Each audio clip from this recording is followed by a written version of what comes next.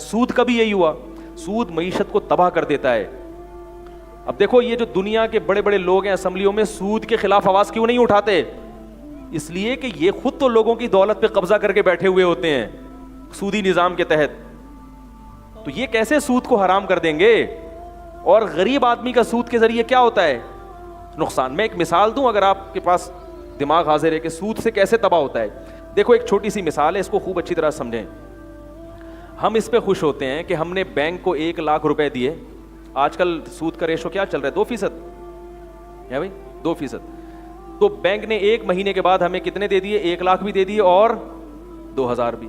غریب آدمی خوش ہو رہا ہے کہ مجھے 1,00,000 پہ کتنے مل گئے؟ 2,000. اس کو یہ نہیں پتا کہ اندر بدماشی کیا ہو رہی ہے.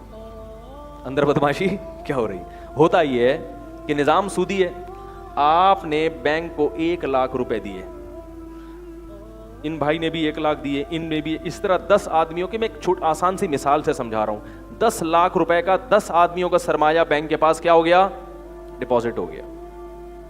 اب جو بڑی بڑی کمپنیاں ہیں وہ بینک سے قرضہ لیتی ہیں, بینک ان کو 10 لاکھ روپے دے کے ان سے 4% لے گا.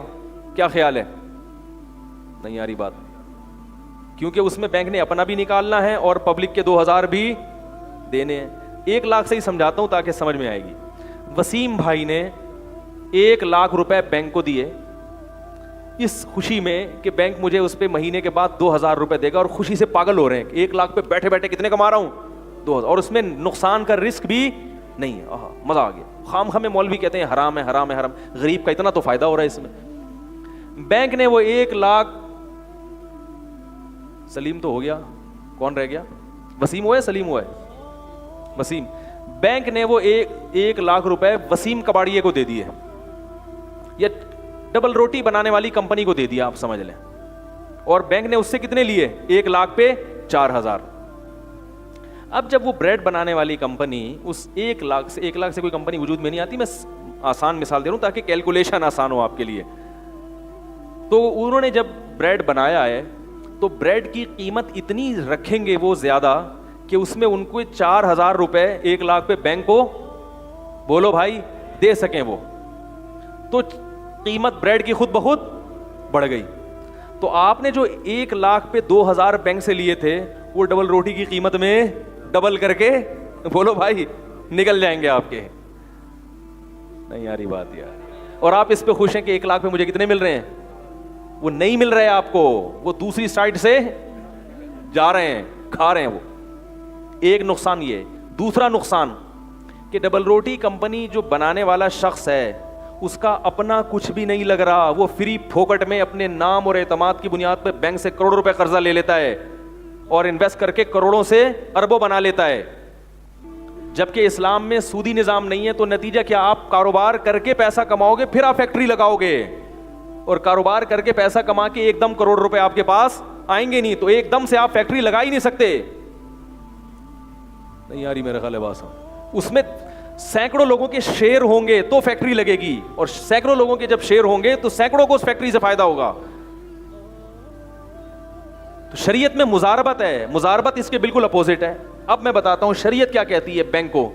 شریعت بینک کو یہ کہتی ہے کہ جب 1,00,000 آپ نے بینک کو دیے تو بینک سے یہ نہ کہ مجھے 2,000 چاہیے. سمجھیں بات کو.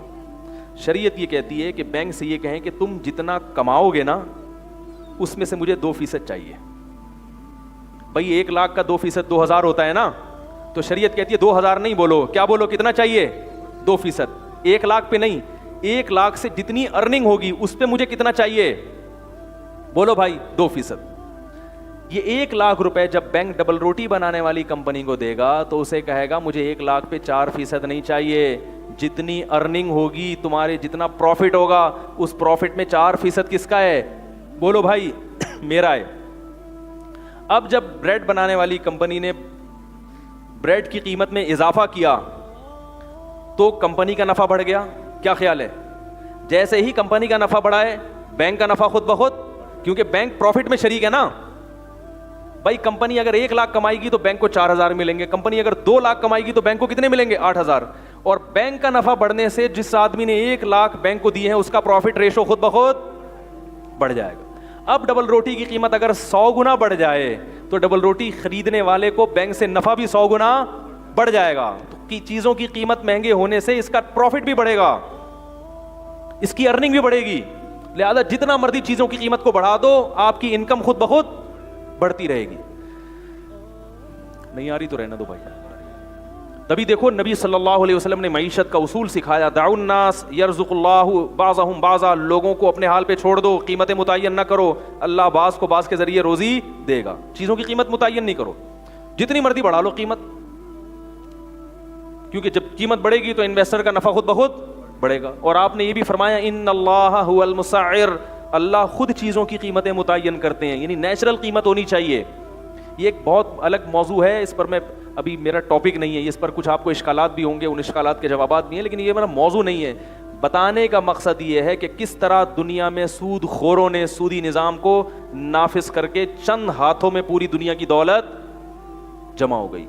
یہ نیچرل تقسیم نہیں ہے دولت کی, فری پھوکٹ میں کروڑوں روپے کما کے لوگ دے رہے ہیں اور بیٹھے بیٹھے کروڑ پتی بن رہے ہیں, اور جو غریب آدمی ہے اس کے پاس کچھ بھی نہیں آ رہا, نوٹ سے نوٹ چھاپتے چلے جا رہے ہیں. تو اگر اللہ تعالیٰ نے مخلوق کو یہ اختیار دے دیا ہوتا جیسے کہ آج کل مخلوق کے پاس ہے, تو اس میں انسان کا استحصال ہے, انسان کا دیوالیہ نکل رہا ہے. اس لیے اللہ نے اچھائی اور برائی کا کرائیٹیریا کس کے ہاتھ میں رکھا ہے؟ بولو نا بھائی, اپنے ہاتھ میں. اور ایک اور مثال دے دوں اگر آپ کو تکلیف نہ ہو اور آپ سمجھ گئے کہ میں کیا مثال دینا چاہ رہا ہوں. دے دوں, بہت ہر ہفتے آ جاتی ہے, لیکن مثال تو سمجھانی ہے نا. کیا ہے, شادیوں کی بھی اسی میں ہے. اگر اللہ اسمبلی کو, جیسے یورپ میں یہ بحث اٹھی تھی کہ مرد کو دوسری شادی کی اجازت ہونی چاہیے, ان کے یہاں یہ بحث اٹھی ہے, جرمنی میں اٹھی ہے, ان کی اسمبلیوں میں, امریکہ میں اٹھی ہے, یورپ میں اٹھی ہے. لیکن اسمبلیوں میں جتنے لوگ پہنچے ہوئے تھے ان کی بیویاں بھی شاہی خاندان کی تھیں, انہوں نے اس کی اجازت نہیں دی. پھر ان کو ڈر یہ تھا کہ ہم اجازت دیں گے تو ہماری جو رائل فیملی کی جو بیٹیاں ہیں ان کے اوپر بھی سوکنے آئیں گی. انہوں نے اس کو ممنوع قرار دے دیا کہ یہ ظلم ہے. کیوں؟ انہوں نے اپنی ذات کو دیکھا اور اپنے, کیونکہ وہ تو عیاش تھے, وہ تو ادھر ادھر منہ بھی مار لیا کرتے تھے. نتیجہ کیا نکلا کہ ان کی لاکھوں کروڑوں عورتوں کا بیڑا غرق ہو گیا. جو انہوں نے لکھا ہے, میں نے اپنی کتاب میں جرمنی اور برطانیہ کے 100 سال پہلے صحافیوں کی پیشگوئیاں پیش کی ہیں کہ ہمارے معاشرے کا حشر ہونے کیا والا ہے اور ہو کیا گیا ہے. یہ تو اب ان کے نکاح کا سسٹم بھی برباد ہو گیا نا, تباہی ہو گئے. اب تو ان کو غم نہیں ہے.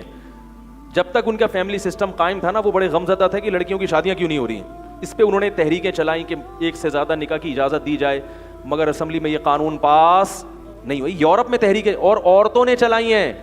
تبھی مجھے عورتیں بولتی ہیں ہمارے خلاف بیان کرتے ہیں. اللہ کی قسم آپ کے حق میں بیان کر رہا ہوں میں. جرمنی میں عورتوں نے تحریکیں چلائی ہیں کہ مرد کو زیادہ شادیوں کی اجازت دو تاکہ ہماری نکاح ہو سکے. لیکن چونکہ اسمبلی میں جو لوگ تھے وہ خود قانون ساز تھے, انہوں نے اجازت نہیں دی اور بیڑا غرق ہو گیا. مردوں کے مزے ہو گئے, زنا کے راستے کھل گئے, اور عورتوں کا بیڑا غرق ہو گیا. ان کو کوئی بیوی بنانے کے لیے تیار ہی نہیں ہے. یہاں بھی اللہ نے قانون خود بنا دیا آسمان سے.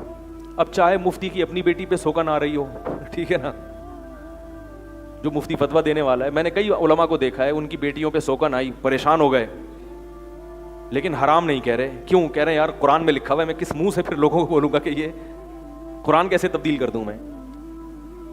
تو کیونکہ طلاق کا مسئلہ دیکھ لو, کتنے لوگ طلاقیں دے کے روتے ہوئے آتے ہیں کہ 3 طلاقیں دے دی ہیں, کیا کریں, ہائے ہوئے یہ وہ.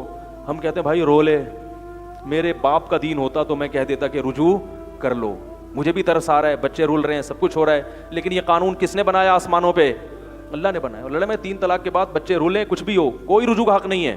اس میں کیا حکمتیں ہیں یہ ایک الگ ٹاپک ہے. ہم ایک گھر کو اجڑتا ہوا دیکھ کے روتے ہیں, لیکن اس ایک کی وجہ سے کتنوں کو فائدہ ہو جاتا ہے, اس طرف ہماری توجہ نہیں جاتی.